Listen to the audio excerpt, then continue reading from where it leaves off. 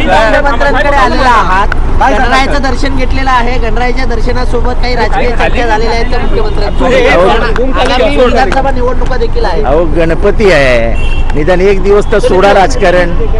काही विचारता तुम्ही यार, गणपती समोर राजकारण करणार का? मुख्यमंत्र्यांच्या घरी गेलं होतं, दर्शन घेतलं, काय केलं? दर्शन घेतलं, कारण का नंतर यायला मिळत नाही, नंतर तेही भेटत नाहीत. त्यामुळे मी माहिती घेतली तर ते बाहेर गेले होते आणि येणार होते. मी मोकळा होतो, म्हटलं चला मुख्यमंत्र्यांच्या घरी जाऊन मुख्यमंत्र्यांबरोबरच त्या गणपतीचं दर्शन घेतलं.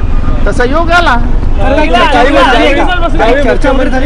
अहो मुख्यमंत्र्यांबरोबर चर्चा कशी होणार? त्यांच्या घरात किती लोक? ज्यावेळी मुख्यमंत्री झाले होते, ताईंचं वक्तव्य तसं नव्हतं. ताई कधीही अशी भाषा वापरत नाहीत. पत्रकारांना ही माहिती कोणी दिली मला माहीत नाही, पण ती अत्यंत चुकीची आहे.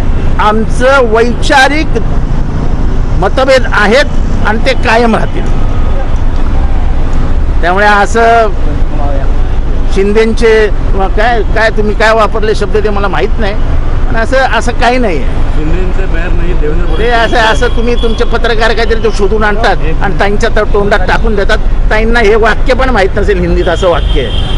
सर 2 वर्षापूर्वी ज्यावेळी मुख्यमंत्री झाले होते एकनाथ शिंदे, त्यावेळी तुम्ही म्हणाले की अगदी जवळच राहतात, आपण कधी येऊन जाऊ शकतो. आज मैत्रीपूर्ण एक वातावरण दिसून येते ठाण्यामध्ये. आमची मैत्री तर आहेच, म्हणजे त्याच्याबद्दल मी कधी नाकार दिलेलाच नाही. फक्त थोडं कसं आहे की आता मुख्यमंत्री झाल्यामुळे भेटीगाठी कमी झाल्या आहेत, थोडंसं त्यांचे अधिक मित्र वाढलेत. त्यामुळे ह्या मित्राला वेळ द्यायला तर कमी वेळ मिळतो. त्याच्यात काय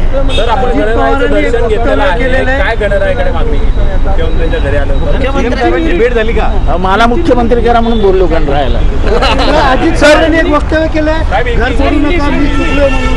घर फोडू नका मी चुकलोय म्हणाले अजित पवार.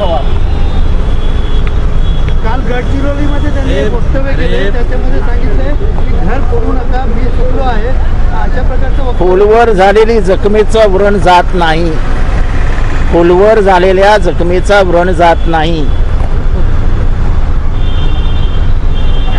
हे बघा इथे माझ्या व्रण आहे. हा बरोबर 22 वर्षापूर्वी मी ट्रेन मधनं पडल्याचं व्रण आहे. जाणार नाही उभे आयुष्यभर. या इथे माझ्या व्रण आहे. जाणार नाही आयुष्यभर. मी कोरोनामध्ये जेव्हा व्हेंटिलेटरवर होतो तेव्हाचा व्रण आहे. जाणार नाही. खोलवर जखम वरती बुजल्यासारखी दिसते, पण तिचा व्रण राहतो. काय वाटतं त्यांना पश्चाताप होतोय का? ते त्यांना माहीत, मला माहीत नाही. मी काय त्यांच्या मनात जाऊन ओळखणारा ज्योतिषी नाही. सर शरद पवारांच्या डोक्यात मुख्यमंत्री पदाचा चेहरा आहे, पण त्यामध्ये उद्धव ठाकरे नाही असं वक्तव्य देवेंद्र फडणवीस यांनी केलं आहे.